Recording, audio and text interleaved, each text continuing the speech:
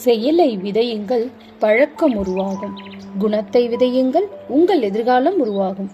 உங்கள் அனைவருக்கும் ஸ்நேகிதி சுபா சேனல் சார்பாக ஆத்மார்த்த வணக்கங்கள். இது உங்கள் தோழி சுபலட்சுமி முத்துக்குமரன். இன்னைக்கு நம்ம பார்க்க போற கதையோட பேரு நம்பிக்கை விளைவித்த அற்புதம். இது ஒரு பெரிய கதை. நடுவுல விடாம கடைசி வரைக்கும் கேளுங்க, ரொம்ப வித்தியாசமா இருக்கும். 2 பேரு கிராமமா போயிட்டு இருந்தாங்க. ஒருவர் சற்று ரொம்ப வயதானவர், மற்றொருவர் இளைஞர். இருவரும் பக்தியில ரொம்ப பழுத்திருந்தாங்க. 2 பேரும் அருமையான பக்தி பாடல்களை பாடிக்கிட்டே ஊராக பிரயாணம் போனாங்க. பெரியவர் கையில தாளம் போட்டுக்கொண்டே பாடினார். இளைஞரோ தம்புராவை மீட்டுக்கொண்டே பாடினார். கல்லையும் கரைய வைக்கும் இசை அவர்களோடது. அவர்கள் பாடிய பாட்டு கேட்டவரின் உள்ளங்களை எல்லாம் நெகிழ வைத்தது. அந்த பக்த மணிகளுடைய பாடல்களை கேட்டு கேட்டு பக்தர்கள் பரவசம் அடைஞ்சாங்க. ஆச்சரியமான பாடல்கள் இவர்கள். பல ஆயிரக்கணக்கான மக்களுக்கு கடவுளை அடையும் பாதையை காட்டி இவங்க யாரு? ஒருத்தருக்கொருத்தர் உறவா? பிறவியிலே இவர்கள் மகான்களா அல்லது தந்தையும் மகனும் சேர்ந்து பாடிக்கொண்டு போகிறார்களா? இந்த உண்மையை நம்ம தெரிஞ்சுக்க இதுக்குள்ள ஒரு சின்ன ஃப்ளாஷ்பேக். இந்தியாவில் முகலாயர் ஆட்சி செய்து வந்த காலம் அது. ஜஹாங்கீர் டில்லியை தலைநகராக கொண்டு ஆட்சி செய்து வந்தார். அவருடைய ஆளுகைக்கு உட்பட்ட ஒரு கிராமத்துல மௌஜின்ற பையன் வாழ்ந்து வந்தான். மௌஜிக்கு தாய் தந்தையர் இல்லை. அவனுக்கு புத்தி தெரியும் வயது வருவதற்கு முன்னாடியே அவங்க காலமாயிட்டாங்க. மௌஜின்ற பெயரை யாரு வச்சாங்கன்னு கூட தெரியாது. எப்படியோ அந்த பெயர் வந்துருச்சு அவனுக்கு. ஊர் மக்களும் அவனை அப்படியே கூப்பிட்டாங்க. அவன் ஒரு அனாதை. மௌஜிக்கு படிப்பு வாசனை அறவே இல்லை. நீ பள்ளிக்கூடம் சென்று படின்னு சொல்ல ஒருத்தரும் இல்லை. அவனும் பள்ளிக்கூடம் போக வேணும்னு நினைச்சதும் இல்லை. அப்படி போட்ட ஒரு அவசியம் தனக்கு உண்டா இல்லையான்னு கூட அவனுக்கு தெரியாது. அதனால தன்னை பள்ளிக்கூடத்திற்கு அனுப்பி படிக்க வைக்கும்படி அவன் யார்கிட்டையும் கேட்டதும் இல்லை. ஊர்ல இருக்கிறவங்க கொடுத்த உணவை சாப்பிடுவான். அவனுக்குன்னு நிலையான இடம் கிடையாது. எந்த வீடாவது பூட்டி கிடந்தா அதோட திண்ணையிலே அவன் படுத்து தூங்குவான். இடிந்து பாழடைந்து கேட்பாரற்று எந்த கட்டிடத்திலாவது படுத்து தூங்கிக் கொள்வான். மௌஜிக்கு உள்ளொன்று வைத்து புறமொன்று பேச தெரியாது. கள்ளம் கபடமற்ற நெஞ்சம் அவனுடையது. அந்த கிராமத்துல ஒரு பண்ணையார் இருந்தாரு. அவருடைய மாடுகளை மௌஜி மேய்ப்பது வழக்கம். அதுக்கு மாதந்தோறும் ஊதியமாக 2 ரூபாய்களை மௌஜிக்கு கொடுத்து வந்தார். அதோடு மௌஜிக்கு தேவையான எளிய உணவுக்கும் உடைக்கும் பண்ணையாரை வசதி செய்து கொடுத்திருந்தார். இப்படி அந்த ஊர்லே மௌஜியின் வாழ்க்கை சக்கரம் சுழன்று கொண்டிருந்தது. மௌஜி தனிக்காட்டு ராஜா. கல்வி அறிவு அவனுக்கு இல்லாமற் போனதுடன் சான்றோர்களின் தொடர்பும் அவனுக்கு இல்லாமல் போய்விட்டது. சிறுவனாக இருந்ததனால் உலக அனுபவம் அவனுக்கு போதவில்லை. ஆதலால் பல சந்தர்ப்பங்கள்ல அவன் பொய்யை உண்மை என்றும் உண்மையை பொய் என்றும் நம்பி ஏமாற்றம் அடைந்திருக்கிறான். அவனுடைய உள்ளத்துல ஏதாவது ஒன்று சரின்னு பட்டா போதும், அவன் அதை விடாமுயற்சியோட செஞ்சு முடிச்சிருவான். மொத்தத்துல அவனுடைய சிந்தனைகள் சுதந்திர சிந்தனைகளாக இருந்துச்சு. இப்படியெல்லாம் இருந்தாலும் கூட உயர்ந்த ஒரு குணமும் அவனிடம் இருந்துச்சு. அதாவது எப்போதும் எந்த நிலையிலும் உண்மையே பேசும் குணம் இருந்துச்சு. ஒரு நாள் மௌஜி வழக்கம் போல மாடுகளை ஓட்டிக்கொண்டு ஆற்றங்கரைக்கு போனான். மாடுகளை மேய விட்டுவிட்டு ஆற்றங்கரையில் இருந்த ஒரு மரத்தடியில் சாவகாசமாக உட்கார்ந்தான். தூரத்தில் மாடுகள் மேய்ந்து கொண்டிருந்தன. அவற்றை பார்த்து கொண்டே அவன் ஏதேதோ பாடல்களை முணுமுணுத்துக் கொண்டிருந்தான்.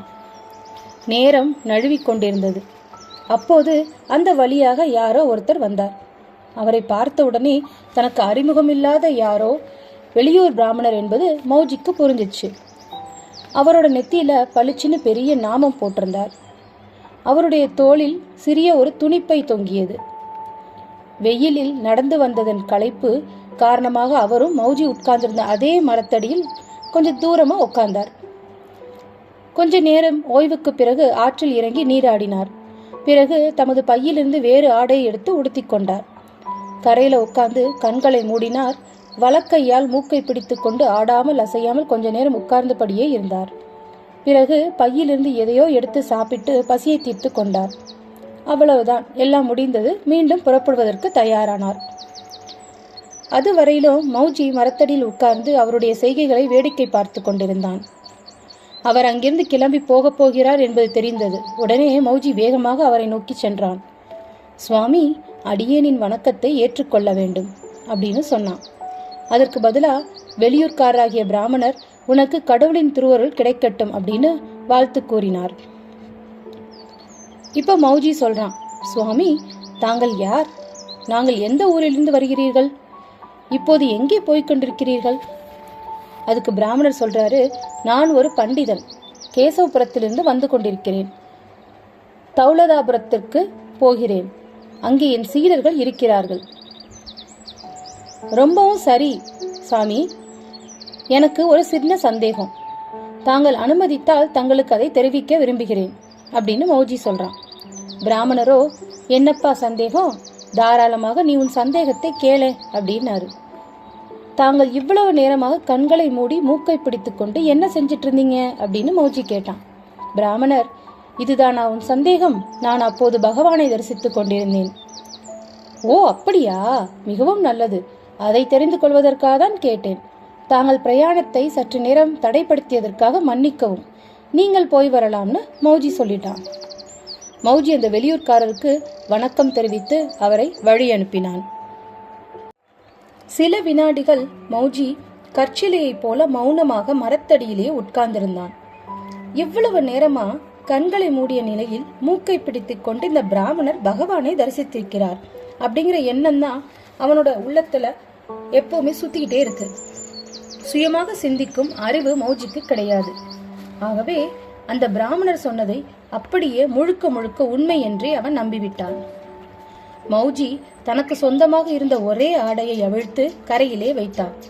பிறகு வெளியூர்காரர் செய்ததை போலவே ஆற்றில் மூழ்கி மூழ்கி எழுந்தான். கரையேறி வந்து பழையபடியே தன் ஆடையை எடுத்து போட்டுக்கொண்டான். உட்கார்ந்து கண்களை மூடினான்.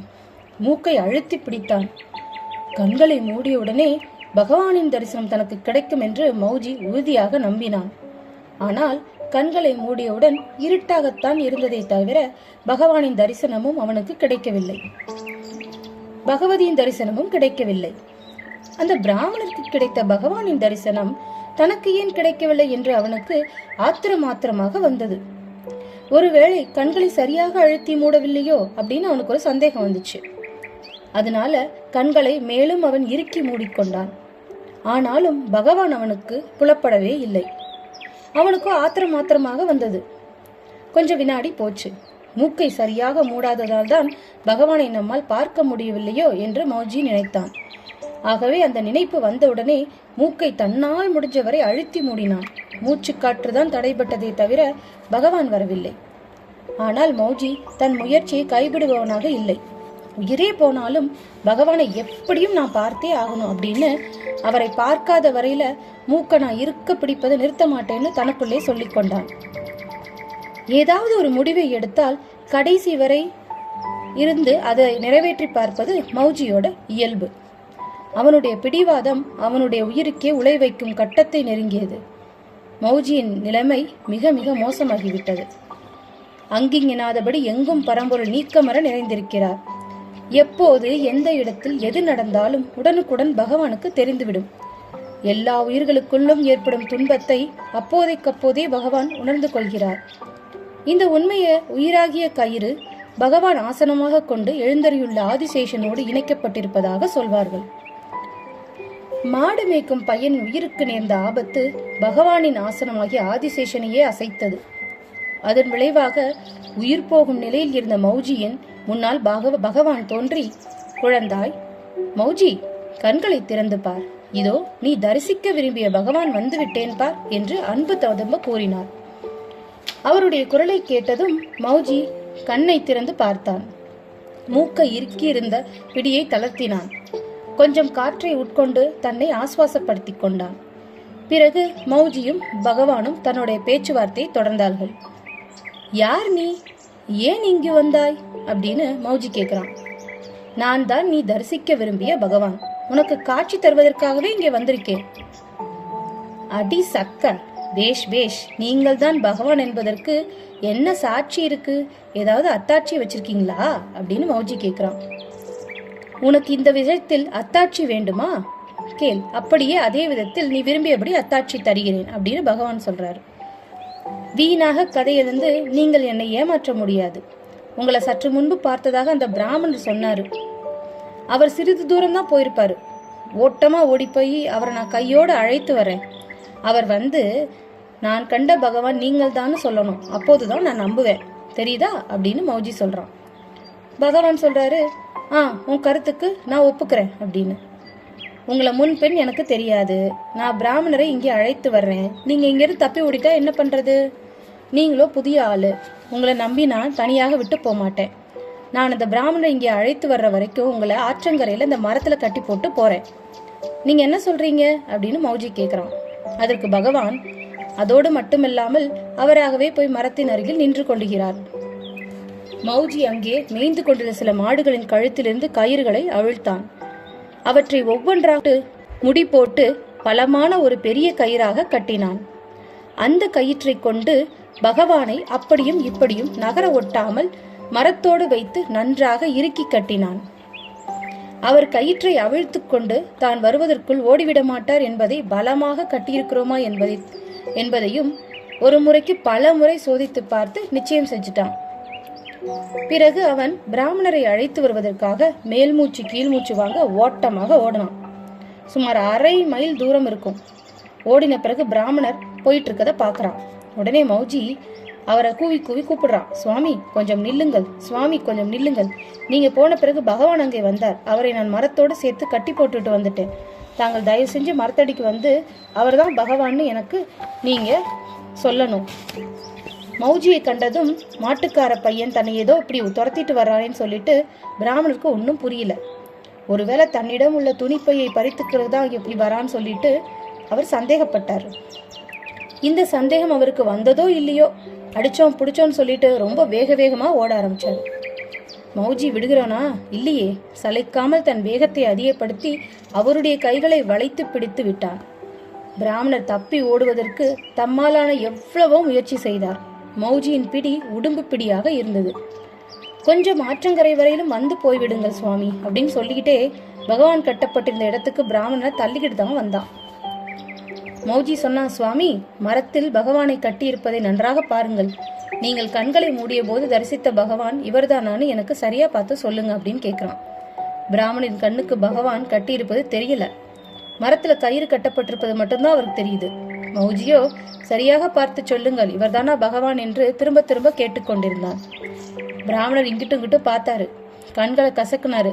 மரத்தடியில கயிறு மட்டும்தான் கட்டியிருக்குது, வேற பகவான் எங்க இருக்காருன்னு அவருக்கு தெரியல.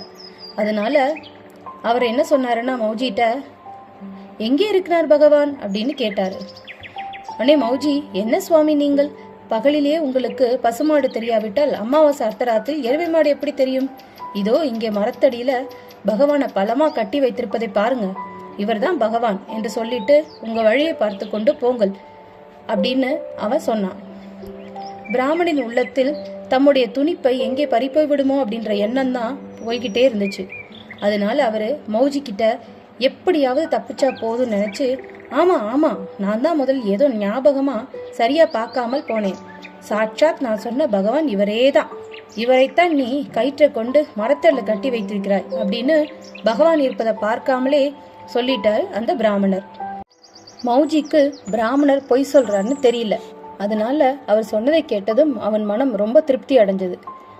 அவன் அவருக்கு நன்றி சொன்னான். அவரை அன்போடு வழி அனுப்பியும் வைத்தான். பிராமணர் பெரிய கண்டத்திலிருந்து தப்பிச்சதை நினைச்சு தன்னோட பிரயாணத்தை தொடர்ந்து போயிட்டாரு. பிராமணர் சென்ற பிறகு மௌஜி பகவானை கட்டியிருந்த கயிற்றை அவிழ்த்தான். பக்தியோடு பகவானின் திருவடிகளில் சாஷ்டாங்கமாக விழுந்து வணங்கி அவரை மகிழ்வித்தான். பகவான், குழந்தாய் மௌஜி, நீ கொண்ட பரிபூர்ண நம்பிக்கையைத்தான் நான் உனக்கு தரிசனம் கொடுத்தேன். அந்த பிராமணனுக்கு உன்னை போல என் மீது பரிபூர்ண நம்பிக்கை இல்லை. அவன் பக்தன் இல்லம்மா அப்படின்னு சொல்றாரு. மௌஜி, அவரை உங்களுடைய பக்தன் இல்லைன்னு சொல்றீங்களே, அப்படின்னா நீங்க ஏன் அவருக்கு தரிசனம் கொடுத்தீங்க? உங்களை அவர் தியானத்துல பார்த்ததா சொன்னாரே அப்படிங்கிறான். பகவானோ, நான் அந்த பிராமணனுக்கு எந்த காலத்திலும் தரிசனம் கொடுக்கல, அவன் என்னை தியானத்தில் பார்க்கவும் இல்லை அப்படின்னு சொல்றாரு. மௌஜி அதுக்கு, நீங்கள் என்ன சொல்றீங்க? உங்களை தினந்தோறும் தியானத்துல பார்ப்பதா அவர் சொன்னது பொய்யா? இப்போது என் கண் முன்னாலே கூட மரத்துல கட்டியிருந்த உங்களை பார்த்துட்டு நீங்க தான் பகவான்னு சொன்னாரே, அதை கூடவா பொய்ன்னு சொல்றீங்க அப்படின்னு சொல்றான். பகவானோ, ஆம், அவன் என்னை பார்த்ததாக சொன்னது அவ்வளவும் பொய். என்னை ஒருபோதும் பார்க்காமலே தியானத்தில் பார்த்ததாக உன்னிடம் சொன்னான். நீ அவனை இப்போது அழைத்து வந்து என்னை காமித்த போது கூட உன் கண்ணுக்கு மட்டுமே நான் தென்பட்டு கொண்டிருந்தேனே தவிர அவனுடைய கண்ணுக்கு நான் தென்படவே இல்லை. உண்மை இப்படி இருக்க நான் மரத்தில் கட்டப்பட்டிருந்ததை பார்த்ததாக பொய் சொன்னான். அவன் சரியான ஏமாற்று பேர் வழிப்பா அப்படின்னு சொன்னாரு பகவான். போனது போகட்டும், அவரை நான் சந்தித்ததினால்தான் உங்களுடைய தரிசனம் எனக்கு கிடைத்தது. அவர் சொன்னதை நான் அப்படியே உண்மைன்னே நம்பிட்டேன். அவரை ஏமாற்று பேர் வழின்னு நீங்க சொல்றீங்க, இருந்தாலும் நான் அவரையே குருவா ஏத்துக்கிறேன் அப்படின்னு மௌஜி சொல்றான். பகவான் அதுக்கு, என் கண்மணி மௌஜி, உனக்கு என்ன வேண்டுமோ கேள். என் தரிசனத்தை பெற்றவர்களை வெறுங்கையோடு நான் திருப்பி அனுப்ப மாட்டேன். உனக்கு என்ன வேண்டுமோ கேள் குழந்தாய் அப்படின்னு கேட்கிறாரு. மௌஜியோ, பிரபோ, என் தெய்வமே, நான் நீராடி உட்கார்ந்து மூக்கை பிடித்து கண்களை மூடும் போதெல்லாம் தங்களுடைய தரிசனத்தை தந்தருள வேண்டும் அப்படின்னு கேட்கிறான். அப்படியே குழந்தாய், நீ விரும்பியபடியே என் தரிசனம் உனக்கு கிடைக்கும் அப்படின்னு சொல்றாரு. இன்னும் மௌஜி விடல. பெருமானே, தாங்கள் அனுமதி அளித்தால் மேலும் ஒரு வரத்தை உங்களிடம் கேட்கலாம்னு இருக்கேன். கேள் மௌஜி, உனக்கு என்ன வேண்டுமோ கேள் அப்படின்னு பகவான் சொல்றார். பரம்பொருளே, ஏமாற்றுக்காரர் என்று நீங்கள் சொன்னாலும் அந்த பிராமணர் இப்போது என் குருவாகிவிட்டார்.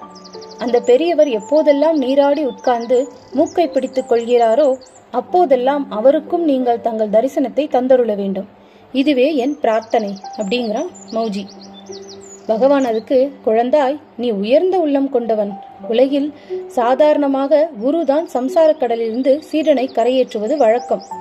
நீயோ உன் பிரார்த்தனையால் உன் குருவையே நற்கதி பெறச் செய்தாய். அவன் ஒரு அற்பன் என்றாலும் நீ கேட்டுக்கொண்டதனால் அவனுக்கும் நான் தரிசனம் தருகிறேன். எனது தரிசனத்தை பெறுவதனால் அவனும் மேலான ஞான நிலையை பெற்று வாழ்வான் அப்படின்னு பகவான் சொல்லிட்டு மறைஞ்சு போடுறாரு. 1 வருட காலம் போயிடுச்சு. ஒரு நாள் மௌஜி வழக்கப்படி மாடுகளை மேய்த்து கொண்டு ஆற்றங்கரையிலே உட்கார்ந்திருந்தான். அப்போது தன் குருவாகிய பிராமணர் தூரத்துல வர்றத பார்த்தான். உடனே ஆவலோடு அவரை நோக்கி ஓடி, குருதேவரே, என் நமஸ்காரங்களை ஏற்றுக்கொள்ளுங்கள்னு சொன்னான். பிராமணர், குருதேவரே, என் நமஸ்காரங்களை ஏற்றுக்கொள்ளுங்கள், குருதேவரே, என் நமஸ்காரங்களை ஏற்றுக்கொள்ளுங்கன்னு சொல்றாரு. மௌஜி சொல்றான், உங்களால தான் எனக்கு பகவான் தரிசனம் கிடைச்சதுன்னு. பிராமணர் சொல்றாரு, இல்ல இல்ல, உங்களால் தான் எனக்கு பகவானின் தரிசனம் கிடைச்சதுன்னு. உடனே மௌஜி, நானோ மாடு மேய்க்கும் பையன், தாங்களோ புத்திமானாகிய பிராமண பண்டிதர். உடனே பிராமணன் சொல்றாரு, இல்லையப்பா இல்லை, நான் தான் மாடு மேய்க்கும் பையன், தாங்கள் தான் புத்திமானாகிய பிராமண பண்டிதர் அப்படின்றார். மௌஜி சொல்றான், நான் முட்டாள், உங்களுடைய அருளால் தான் உலகில் எப்படி வாழ வேண்டும் என்பதை தெரிந்து கொண்டேன்னு. பிராமணர், நான் ஏமாற்று பேர் வழிப்பா, உண்மையாகவே கடவுளை நம்பாதவன். உங்களுடைய அருளால் தான் எனக்கு உண்மையான கடவுள் நம்பிக்கையும் பக்தியும் ஏற்பட்டது அப்படின்னு. மௌஜி அதுக்கு, கடந்த காலம் எப்படி வேணா இருந்துட்டு போகட்டும், நீங்கள் இப்போது எனக்கு குருவாகவும் சீடராகவும் ஆகிவிட்டீர்கள், நானும் உங்களுக்கு சீடராகவும் குருவாகவும் ஆகிவிட்டேன் அப்படிங்கிறான்.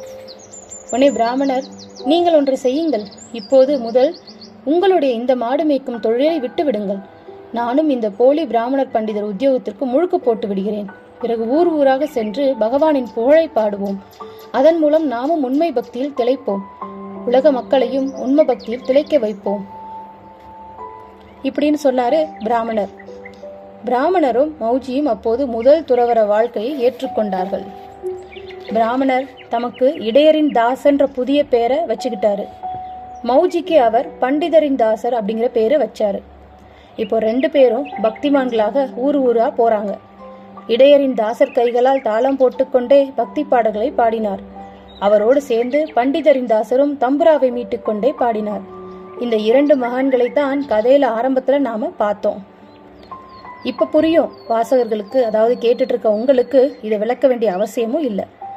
அந்த 2 பாடல்கள் யாரு பாடிட்டு போனாங்களோ அவங்க 2 பேரும் தான் இந்த மௌஜியும் பிராமணரும். இந்த கதை உங்களுக்கு பிடிச்சிருக்கும்னு நம்புறோம். உங்களுக்கு அப்படி பிடிச்சிருந்தா கண்டிப்பா எங்க சேனலை லைக் பண்ணுங்க, சப்ஸ்கிரைப் பண்ணுங்க, கமெண்ட் பண்ணுங்க, மறக்காம ஷேர் பண்ணுங்க. உங்கள்கிட்ட இருந்து விடைபெறுவது உங்கள் தோழி சுபலட்சுமி முத்துக்குமரன். வாழ்க வளமுடன். ஹரே கிருஷ்ணா. ஆத்ம நமஸ்தே. வெற்றி உமதே.